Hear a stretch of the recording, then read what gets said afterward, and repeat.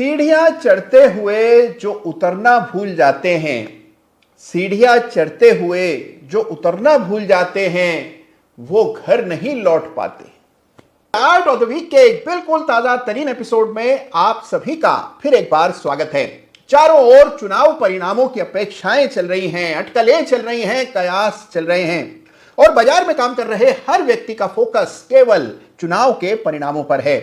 Charts क्या कहते हैं चुनाव के बारे में, ये आज के वीडियो में हम जानेंगे और बड़े ही कमाल के चार्ट्स हर सप्ताह की तरह चार्ट ऑफ द वीक में इस सप्ताह भी डिस्कस करेंगे। लेकिन उससे पहले हमेशा की तरह आपको याद दिला दूं कि चार्ट ऑफ द वीक में जिस किसी चार्ट का भी मैं नाम लेता हूं, जिक्र करता हूं, किसी भी चार्ट पर मेरी कभी भी कोई भी खरीदने बेचने की राय नहीं होती है। केवल जिस चार्ट में कुछ विशेष हो रहा होता है, कुछ सीखने लायक होता है, जिससे टेक्निकल एनालिसिस के हम सब स्टूडेंट्स कुछ ना कुछ नया सीख सकते हैं, उस चार्ट को जगह मिलती है चार्ट ऑफ द वीक में। तो आइए इस सप्ताह के चार्ट ऑफ द वीक की शुरुआत निफ्टी के रोचक चार्ट से करते हैं, जहां इस सप्ताह बड़ा ब्रेकआउट आता हुआ नजर आया। निफ्टी ने 23,000 के लेवल को पहली बार इतिहास में छुआ।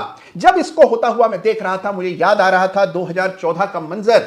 मार्च में ही प्राइस का ब्रेकआउट निफ्टी पर आ गया था, चुनाव परिणामों से ठीक पहले, और उसके बाद लगातार तेजी बनी हुई थी। बाजार तेज रफ्तार से बढ़ रहा था, लोग इसी तरह आशंकित थे, चिंता में थे कि कितनी सीटें आएंगी।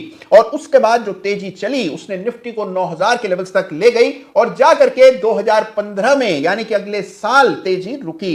बिल्कुल उसी प्रकार का सेटअप आपको इस बार भी चुनाव से पहले मिलता है। अब लोग कहते हैं कि हिस्ट्री रिपीट्स, मैं कहता हूं कि history does not repeat but it certainly rhymes, और यह होता हुआ चार्ट पर नजर आ रहा है।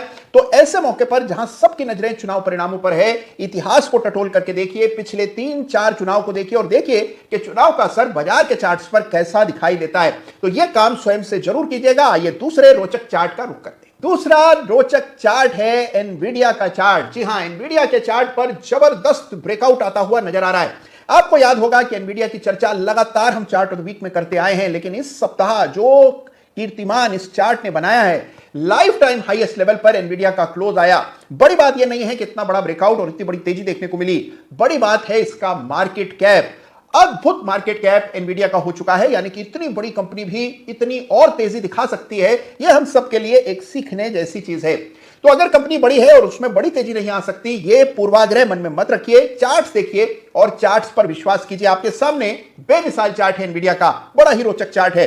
तो देखिए 15% का उछाल, लगभग $2.6 ट्रिलियन का मार्केट कैप और $1,000 से ज्यादा का दाम। तो एनवीडिया पर हमने जबरदस्त तेजी इस सप्ताह आते हुए देखी। इस चार्ट को भी जरूर से स्टडी कीजिएगा। और इसके बाद एक और रोचक चार्ट का रुख करते हैं। इस सप्ताह का chart of the week runners up की बात करते हैं। जी हां, इस सप्ताह chart of the week runners up का खिताब मिल रहा है सुमिटोमो कॉर्पोरेशन को। जी हां, सुमिटोमो कॉर्पोरेशन यानी कि केमिकल बनाने वाली सुमिटोमो के चार्ट पर एक पैटर्न बना है जिसको inverse head and shoulder pattern कहते हैं। बिल्कुल पिक्चर परफेक्ट पैटर्न आपको वीकली चार्ट पर नजर आएगा। इस तरह से अगर आप एक नेकलाइन डालते हैं तो वो भंग होती हुई नजर आई इस सप्ताह, और इसी के बदौलत सुमिटोमो कॉर्पोरेशन को मैंने चुना है बतौर chart of the week runners up. जरूर से स्टडी कीजिएगा। केमिकल स्टॉक्स अभी भी बाजार की तुलना में कमतर प्रदर्शन कर रहे हैं, लेकिन इस चार्ट पर कुछ बदलाव आता हुआ नजर आ रहा है। एक विशेष पैटर्न बना है और इस पैटर्न को भी आपको पहचानना आना चाहिए, इसीलिए सुमिटोमो कॉर्पोरेशन को मिल रहा है इस सप्ताह chart of the week runners up का खिताब।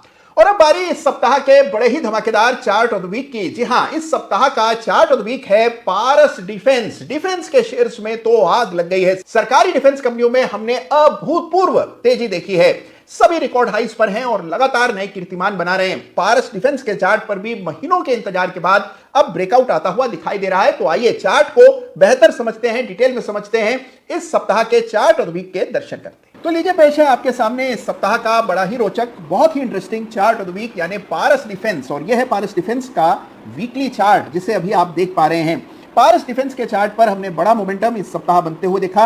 वीकली चार्ट पर लगभग 11% की तेजी दर्ज हुई, लेकिन मुद्दे की बात यह है कि 820 रुपए की एक बड़ी रेजिस्टेंस को पार करके चार्ट पर आया है बड़ा ब्रेकआउट, और यही वजह है कि इस चार्ट पर मेरी निगाह गई।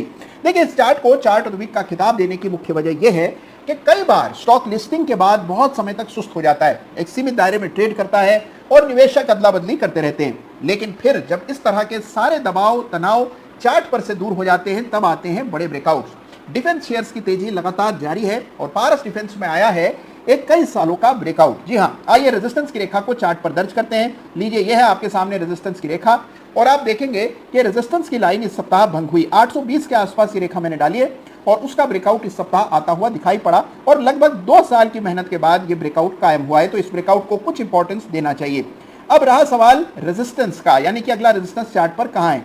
जाहिर सी बात है कि जिन्होंने लिस्टिंग के बाद की तेजी में खरीदारी की और बिल्कुल टॉप पर खरीदा, वे सभी अटके हुए ट्रेडर्स यहां पर रेजिस्टेंस देंगे। तो इस चार्ट पर बड़ा रेजिस्टेंस 1200 के आसपास नजर आता है, जो कि स्टॉक का लाइफ टाइम हाई लेवल है। तो और बड़ा ब्रेकआउट पारस डिफेंस के चार्ट पर आया है और हमने चार्ट पर अंकित किया है अगला मेजर रेजिस्टेंस। तो कई बार लिस्टिंग के बाद, एक विराम के बाद जब चार्ट में ब्रेकआउट आता है तो उसे जरूर से स्टडी करना चाहिए। तो यह इस सप्ताह का चार्ट ऑफ द वीक यानी पारस डिफेंस।